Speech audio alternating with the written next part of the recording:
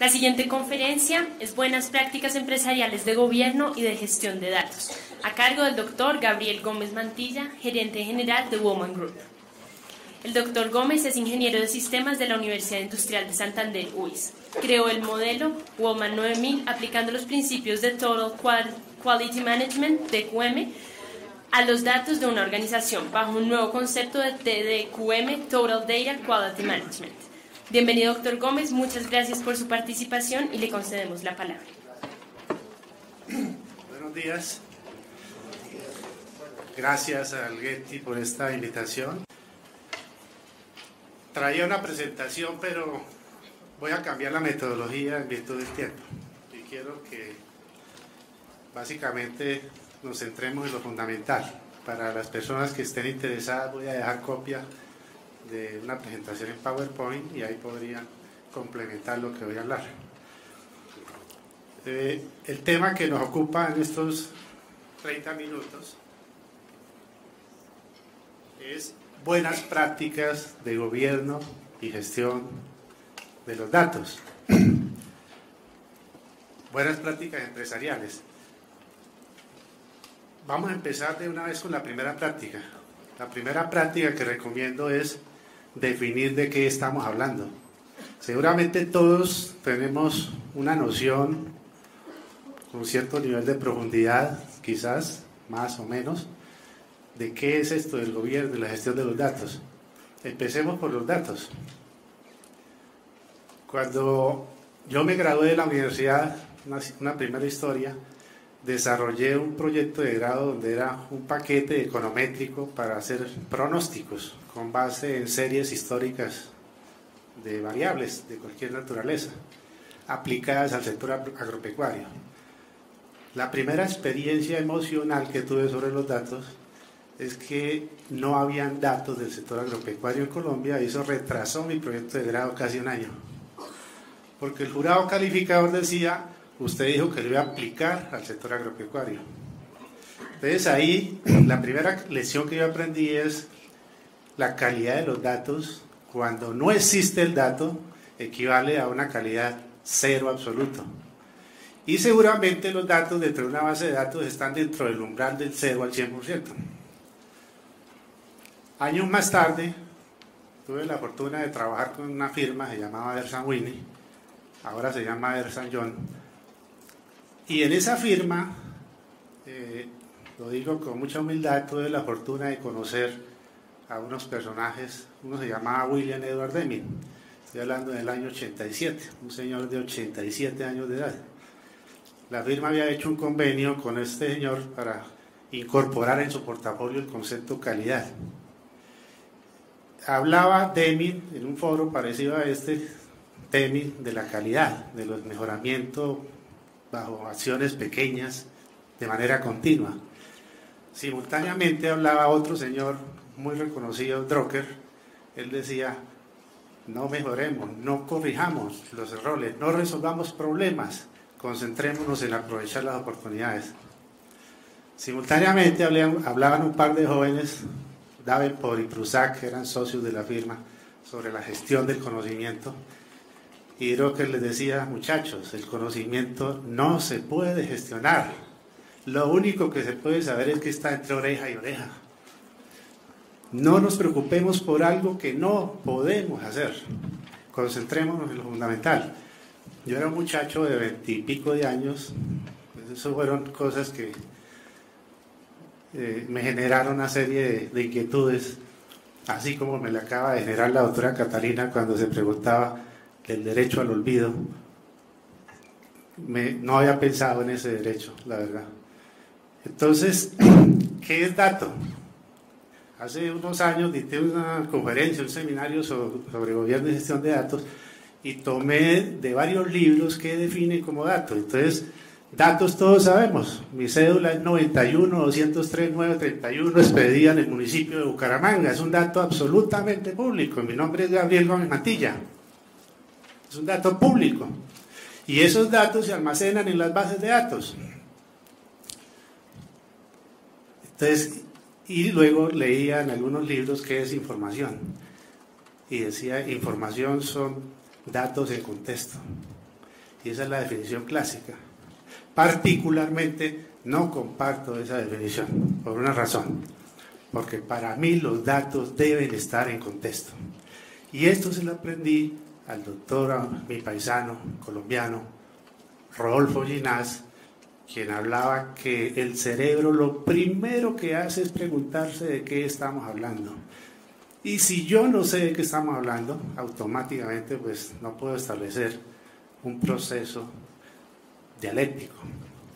Entonces, información no debe ser así, no debe tener esa definición. Entonces, ¿qué hice yo? ¿Dato qué es? Un valor cuantitativo o cualitativo de una característica propia de cualquier cosa, de lo que se nos ocurra, de cualquier cosa.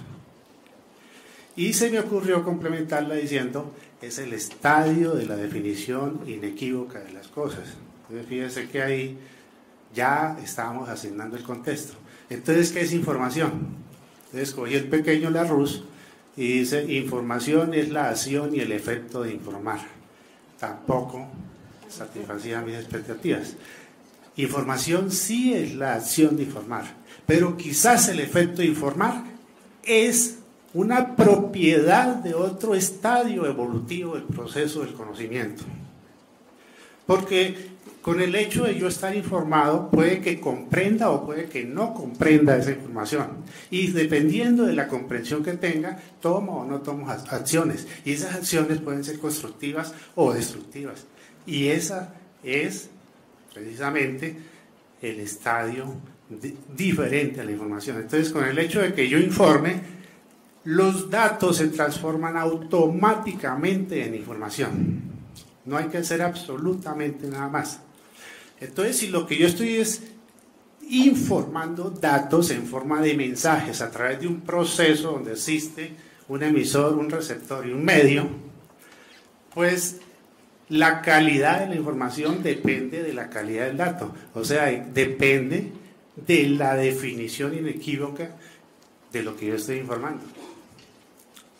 ¿Estamos hasta de acuerdo? Entonces, ¿qué es conocimiento? Información comprendida. Si el mensaje viene en chino o en un idioma que yo no comprendo, se queda en el estadio de la información, porque no lo comprendo. ¿Y qué es sabiduría? Conocimiento aplicado. Entonces, lo que hicimos en nuestra firma fue arriesgarnos a crear un modelo de conocimiento a partir del cual los datos fueran gestionados con unos criterios algo diferentes a como se ha hecho tradicionalmente. Entonces, primera buena práctica, ¿qué es dato? Ya definimos qué es información. Entonces, ¿qué es gobierno? ¿Y qué es gestión? ¿Y qué es buena práctica? Entonces, para nosotros el gobierno es el ámbito de las decisiones estratégicas que se toman sobre los datos. ¿Qué es una decisión estratégica que se toma sobre los datos? Supongamos un banco que tiene N bases de datos, de ahorros, cuentas corrientes, etc. Una decisión estratégica es crear una base única de clientes a partir de los datos que estén en cada una de las diferentes fuentes operacionales. ¿Sí? Ese es el ámbito del gobierno de datos. Y un ejemplo de gestión. Entonces, ¿qué es gestión? Gestión son todas las acciones del día a día que tengo que desempeñar para ir en ese direccionamiento estratégico. Entonces, gobierno son decisiones que generalmente son de nivel estratégico y las toman los altos directivos de una organización. Y gestión son las acciones del día a día alineadas con esas decisiones de los altos directivos. ¿Y qué es buena práctica? Entonces, la definición de buena práctica es lo que han hecho otras personas y que les ha originado buenos resultados. Entonces, algunas organizaciones, como aquella organización de mi competencia, compró el paquete o el sistema de información X, vamos a comprarlo nosotros porque esa es la buena práctica. Ellos aparentemente son exitosos, yo quiero ser como ellos. No. Nuestra definición de buena práctica son los métodos con los cuales yo he comprobado que he tenido buen desempeño. Luego, buena práctica es un asunto netamente individual. ¿Y qué hago? ¿Qué debo hacer? Pues ir revisando esos métodos permanentemente y mejorando esas buenas prácticas. Entonces ahí ya definimos qué es buenas prácticas de gobierno y gestión de los datos. Entonces, primera buena práctica, definir de qué estamos hablando. Segunda buena práctica, cuando una organización me contrata para apoyarlos en este tema, pues yo simplemente hago lo que hace un médico. ¿Cuáles son los síntomas que usted siente? ¿De qué usted se está quejando? ¿Qué le está doliendo?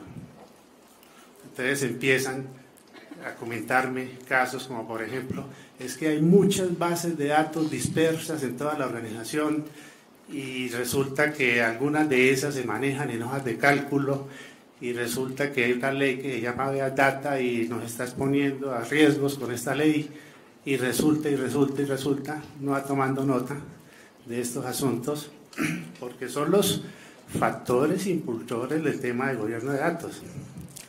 ¿Qué más le duele? Entonces, no, que hay muchas, esas bases de datos hemos asignado a unos dueños, pero esos dueños de los datos no asumen unas responsabilidades porque los datos adolecen de las calidades que requerimos.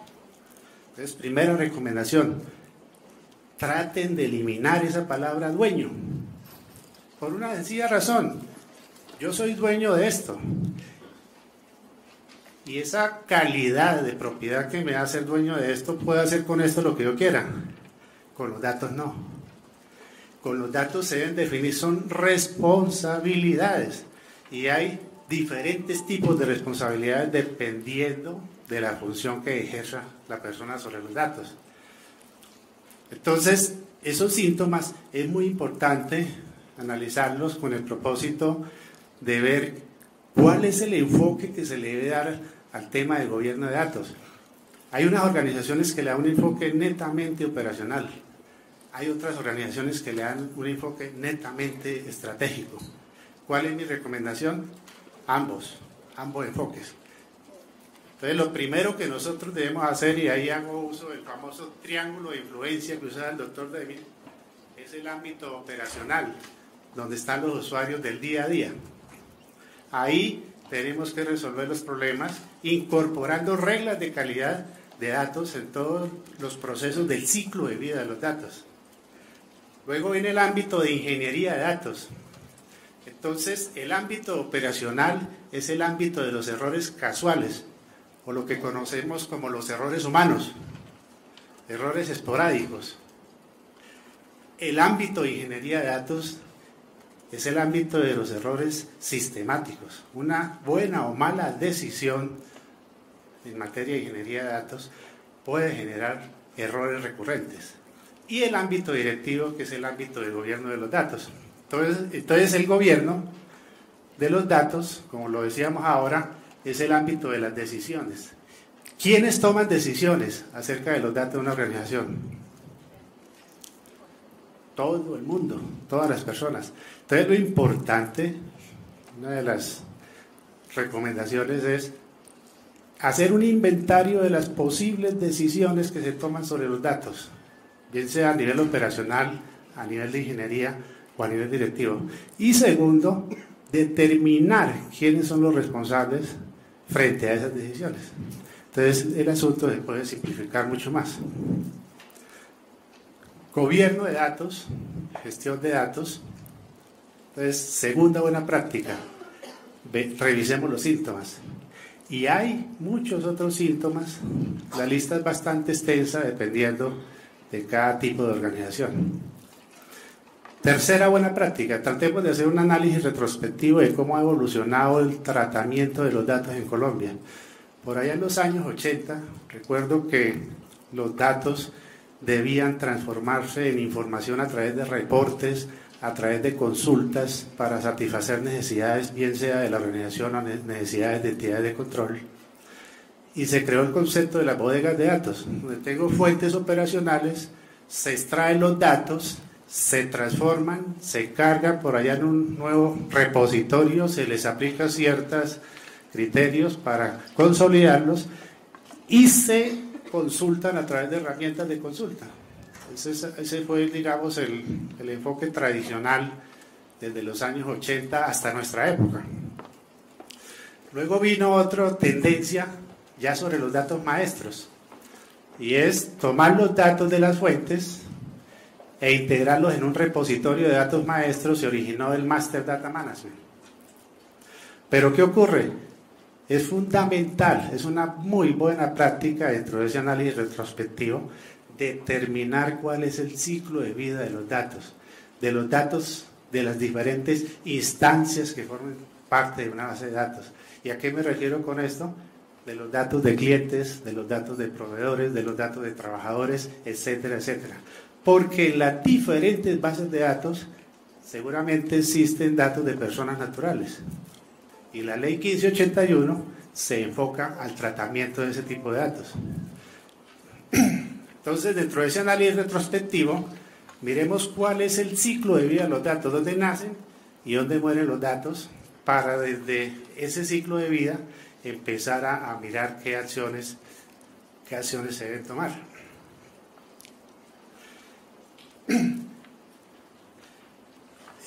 Dentro de ese proceso retrospectivo, una conclusión que hemos sacado es que en el 99% de los casos las decisiones sobre los datos han sido tomadas desde el ámbito de las tecnologías de información. Entonces, en alguna oportunidad en el año 98 le envié una carta al doctor Pastrana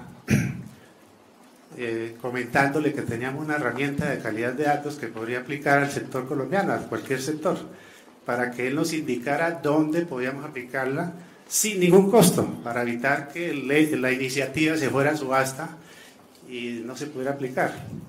Efectivamente me respondió, se hizo una reunión de ministros para determinar cuál era el área, y por unanimidad concluyeron que era el sector salud. Entonces entramos por ese sector a aplicarla, y se hicieron algunas cosas donde yo prácticamente comprendí la problemática tan grande que hay en el Estado, en este caso en este sector específico, en materia de tratamiento de datos. Años más tarde pasó lo mismo con el doctor Uribe. Y ahí el doctor Uribe lo apoyamos en crear la base única en ese momento llamada de reinsertados. Es una base de datos, ya no era ni pública, ni semiprivada, ni privada, sino ultra sensible.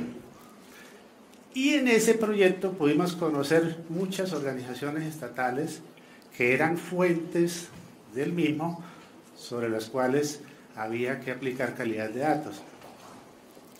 Recuerdo que le envié un documento sugiriéndole la creación del Ministerio de los Datos por la importancia tan estratégica para Colombia, y coincidencialmente a los 6 meses se creó el Ministerio de las TICs. Hace 3 años fuimos invitados por un alto directivo del Ministerio de la Justicia y del Derecho a opinar de 4 temas: el derecho a la justicia transicional, el tema de las drogas y el tema de las cárceles. En ese momento comprendí la gran problemática de este país. Tuve la fortuna de entrevistar a un alto directivo de la rama judicial y le pregunté: doctora, ¿usted me puede facilitar una base de datos que me indique la fecha de creación y la fecha de culminación de los procesos para saber la variabilidad? Y me decía: no, la fecha de creación no existe. ¿Por qué no existe? Es un dato básico para controlar la variabilidad de los procesos judiciales, porque los jueces no están para digitar datos. Entonces, si las decisiones en el país se toman con esos criterios, esto puede originar problemas de los cuales ya son bastante conocidos.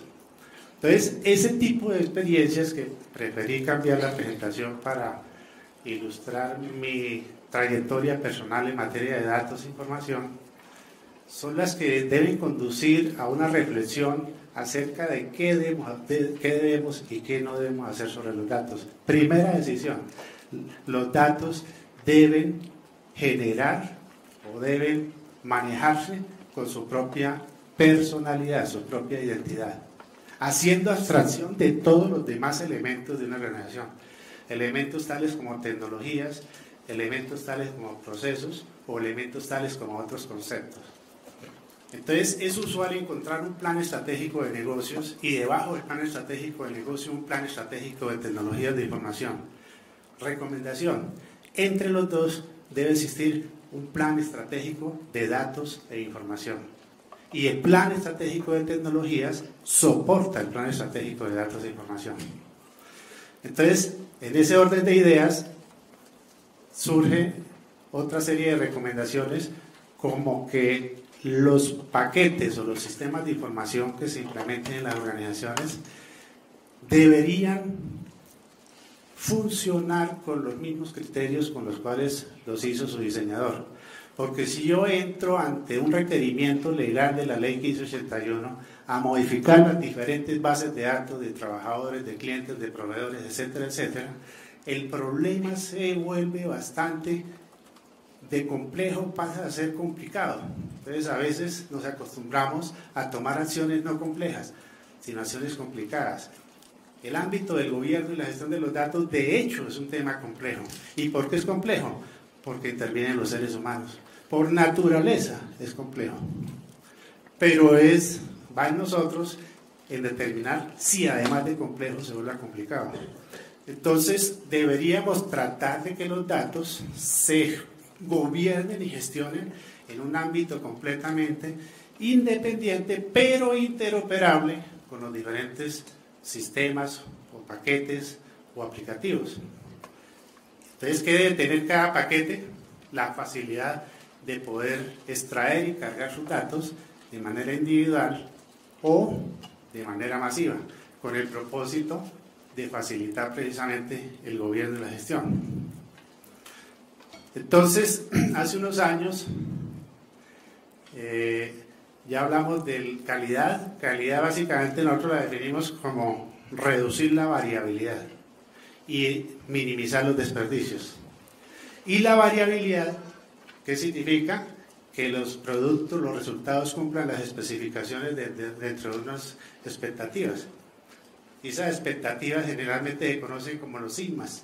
Entre -1 y más un sigma tengo tantos elementos que cumplen la cuestión. Entre -2 y +2 se sube la calidad. Entre -3 y +3 se va subiendo hasta lograr 5, 6, 7, 8 sigmas, que debe ser parte, que forma parte precisamente de la definición de mejora continua.